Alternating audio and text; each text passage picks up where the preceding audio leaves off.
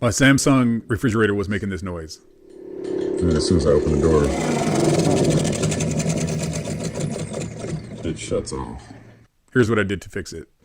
First, I pulled out the ice tray. Then I removed the screw for the ice tray assembly. I unplugged it and removed the ice maker assembly. Then I removed the 3 screws for the assembly and removed it. Next, I removed 3 screws on the back vent wall and then peeled it back to see the fan and then tested to hear the noise again.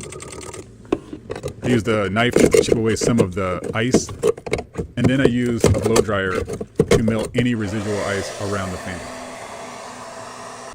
Next, I tested it again to hear it. Everything was working fine. I reassembled everything and tested again. And it was back in business.